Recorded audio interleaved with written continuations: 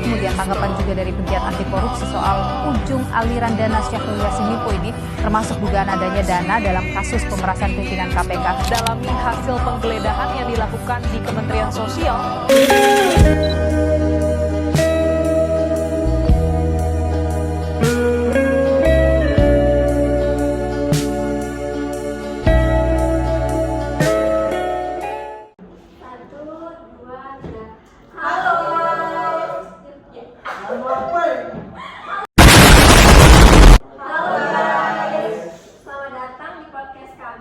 Podcast kelompok 5. Sebelumnya kami akan memperkenalkan diri masing-masing. Saya Juliati Melati, di sini saya sebagai moderator. Di sebelah saya Dede Novita Andini. Saya Hairul Aman. Saya Muhammad Ramadan. Saya Kasful Azim. Saya Lalu Arbika Wanita. Baik, di sini kami akan membahas analisis kasus tentang korupsi EKTP Setia Novanto. Selanjutnya akan dijelaskan oleh teman-teman kami. Yang pertama, silakan. Baik, jadi di sini Setia Novanto yang merupakan politisi senior dari Partai Golongan Karya yang pernah menjabat sebagai Ketua Dewan Perwakilan Rakyat Republik Indonesia dalam kapasitasnya sebagai pemimpin lembaga legislatif. Setia Novanto memiliki peranan strategis dalam proses legislasi dan penganggaran nasional.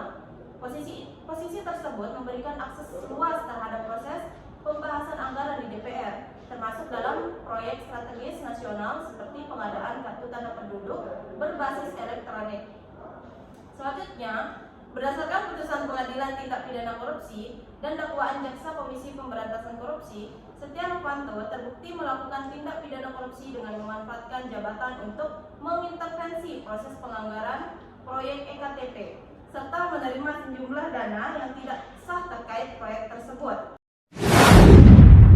Oke, kemudian ada modus operandi dalam kasus korupsi proyek EKTP ini. Yang pertama itu pengaturan tender dan konsorsium, yang dimana pemegang proyek telah diatur melalui pembentukan konsorsium tertentu.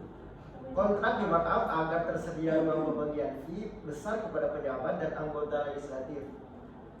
Perkara seperti Andi Narogong berperan sebagai penghubung antara pihak proyek dan anggota DPR yang mengatur anggaran. Kemudian yang kedua, rekayasa aliran dana atau layering. Dana hasil korupsi dialirkan melalui banyak lapisan seperti perusahaan paper company, rekening luar negeri, termasuk OCBC di Singapura, serta penggunaan money charger. Metode ini bertujuan untuk mengaburkan sumber dana, sebagian nilai bahkan dipindahkan dalam bentuk barang mewah untuk menghindari jejak perbankan.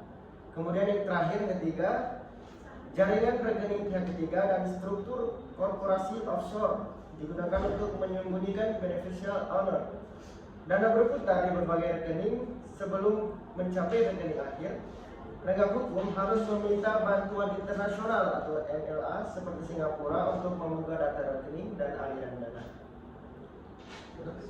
A few moments later. Saya di sini akan menjelaskan sedikit tentang mekanisme pembelian aset hasil korupsi EKTP dilakukan melalui mekanisme hukum internasional yang melibatkan penelusuran aliran dana ke luar negeri, permintaan bantuan hukum timbal balik MLE, serta kerjasama teknis dengan otoritas asing seperti FBI dan lembaga penegak hukum Amerika Serikat. Setelah bukti terkumpul, negara tempat aset ditemukan melakukan pembekuan dan perampasan berdasarkan hukum setempat seperti yang terjadi di Amerika Serikat melalui proses forfeiture. Aset yang berhasil disita kemudian dikembalikan melalui jalur diplomatik. Contohnya pada Juni 2022, Indonesia menerima lebih dari 5,9 juta US dollar dari otoritas Amerika Serikat. Seluruhnya, proses ini didasarkan pada kerangka hukum internasional seperti UNCAC 2003, meski pelaksanaannya bergantung pada sistem hukum negara masing-masing sehingga sering memakan waktu yang lama. Sekian, terima kasih. Baik, Selanjutnya itu status aset negara.